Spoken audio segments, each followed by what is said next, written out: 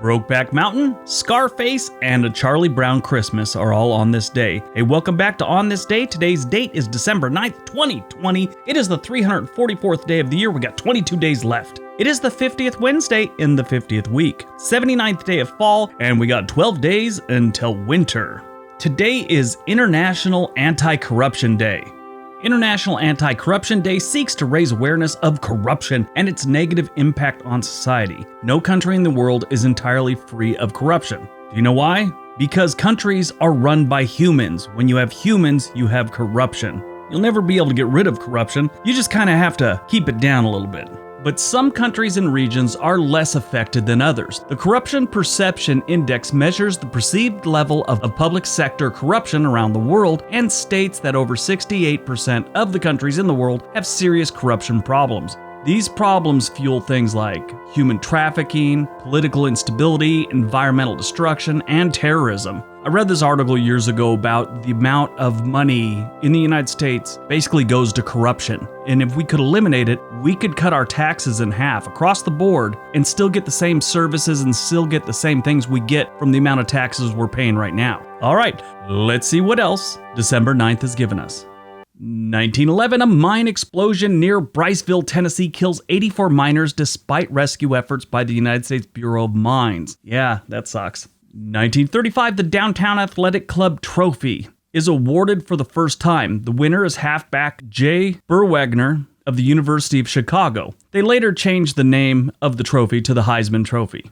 1946, the subsequent Nuremberg trials begin with the doctor's trial. This part was to prosecuting physicians and officers alleged to be involved in Nazi human experiments and mass murder under the guise of euthanasia. So when I was in sophomore in high school, I was in a speech class and a guy did a speech on euthanasia. I didn't know what euthanasia was. I thought he was talking about young people in Asia, and then he was talking about people dying. I was so confused. Yeah, it was rough.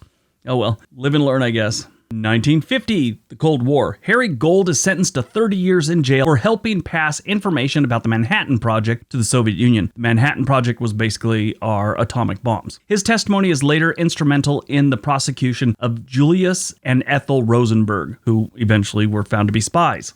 1953, the Red Scare. General Electric announces that all communist employees will be discharged from the company. 1960, the first episode of Coronation Street, the world's longest-running television soap opera, is broadcast in the United Kingdom. I never heard of it until today. That's kind of weird.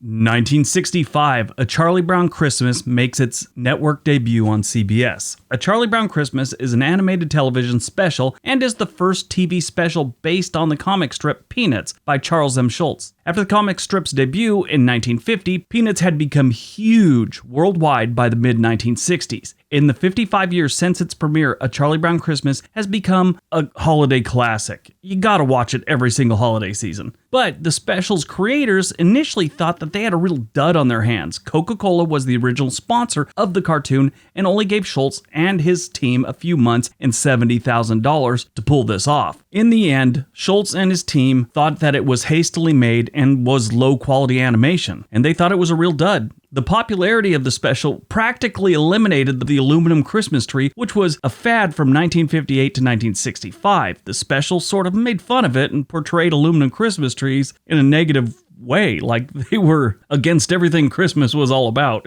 I remember thinking, why would someone have an aluminum Christmas tree? But apparently people did. By 1967, just 2 years after the special first aired, aluminum Christmas trees were no longer being manufactured. I mean, maybe a couple here or there, but that was it. This year will be the first time the special will not appear on CBS, a major television network. Apple TV Plus has the rights to it now and will be streaming it on their paid service only. At least that's what the plan was. I think a lot of what happened next had to do with public outcry. For some reason, they decided to let PBS show it on December 13th at 7:30 p.m. You can also watch it for free on Apple TV Plus from December 11th to December 13th. So there's a little bit of light at the end of the tunnel. A lot of people were framing this like Apple was killing Christmas. If you've never watched this with your kids, it's old and it's dated, but it's a tradition for most of America. 1979, the eradication of the smallpox virus is certified, making smallpox the first of only 2 diseases had been driven into extinction at the time. 2008, the governor of Illinois, Rod Blagojevich, is arrested by federal officials for crimes including attempting to sell the U.S. Senate seat being vacated by President-elect Barack Obama. If you've never seen on my other channel my corruption videos I did like a year ago, Illinois by far leads the country in corrupt politicians being arrested and going to jail. Right now, out of the 7 past governors of Illinois, 4 of them have done federal prison time. 4 of them have been to prison. It's not a good record. Movies released on December 9th, 1983. We got Christine, which is Stephen King's movie about a crazy car, and Scarface with Al Pacino. One of the classic movies from the 80s. But actually, they're both classic movies from the 80s. Scarface especially. It's like legendary status at this point.